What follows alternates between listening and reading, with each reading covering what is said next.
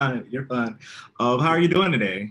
I'm doing great, man. It's good to talk to you. How are you doing? Yes, I'm good. I'm good. I'm so excited to chat with you about this film. I loved it so much. I thought there were so many there were a lot of things I didn't see coming in the Yeah. film, and I thought that it was thoroughly entertaining. I think that fans are definitely going to enjoy it. Love seeing your character come back for this film. So I wanted to ask you, when you first learned there was going to be another Suicide Squad film, were you immediately all in? Did you think that there would be a second life for Flag? What were you thinking when the time came around to reprise this role? No, I was excited to get back to it. You know, first of all, there's so many of the cast members from the first film that now are close friends. Mhm. So I was excited to just get back with my friends. But I think the big excitement and the big boost of energy that the project got was when James Gunn jumped on board. I mean, the first film did very well financially, but creatively there was some conflicting visions. I think that the film ended up not being completely satisfactory, Mhm. and so we felt like we sort of had a bone to pick, and we had a little bit. We wanted to get it right, and then when James decided to take this on, and we were told that he'd get Warner Brothers had basically opened up the books for him and told him that he could have any DC property that he wanted, and then he chose to give his take on Suicide Squad. We were stoked about it, and then when we got the first script sent to us, all those feelings were confirmed. Like every page was funny, every page on that script was funny, and it was a completely different take. I felt when I read it, I was like, this is what it should be. This is the tone. It was so irreverent, so violent and gory, and just silly, like childish humor mixed in with some really emotional beats. And I think he's just so confident in the genre, so he can just really go from one extreme to the next really seamlessly, and it doesn't feel forced or pushed. And it just created this very, very entertaining film. And yeah, it was kind of a dream project because it was so fun to do and so easy.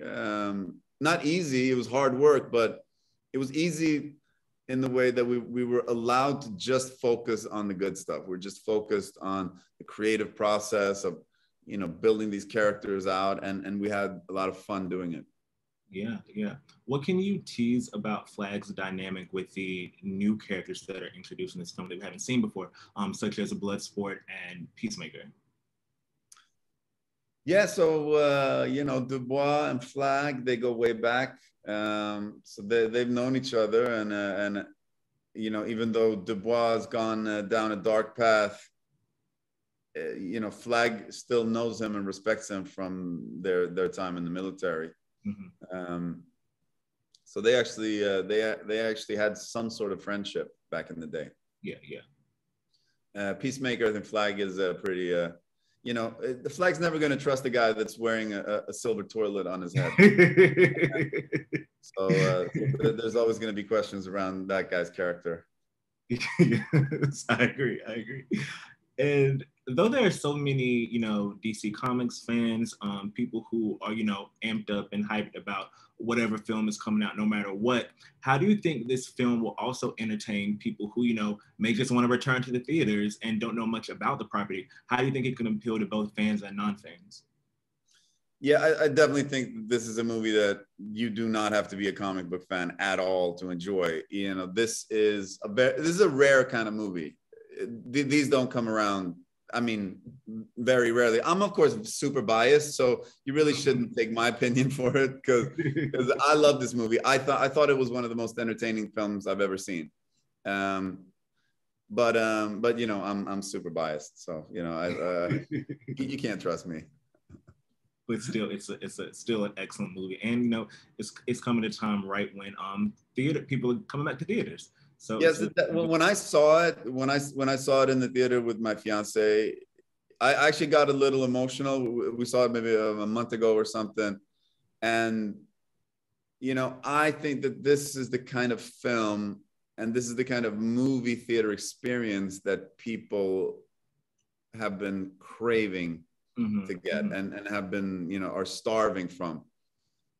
There's a lot of films that I like, you know, if I'm going to watch a interesting but boring, you know, French movie from the 70s, I'd rather watch it at home. So I can take, you know, I can pause, go get some popcorn, you know, answer a couple of texts, and then I'll watch the second half.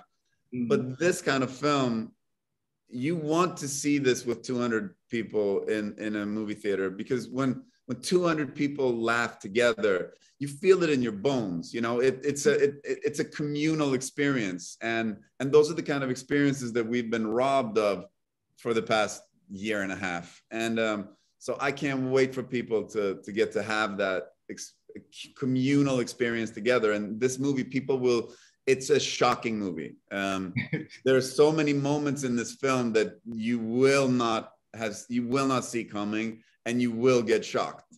So there's going to be, you know, laughs and oohs and ahs and all that. So I hope people see it in the movie theaters. This is a movie you want to see in the theaters.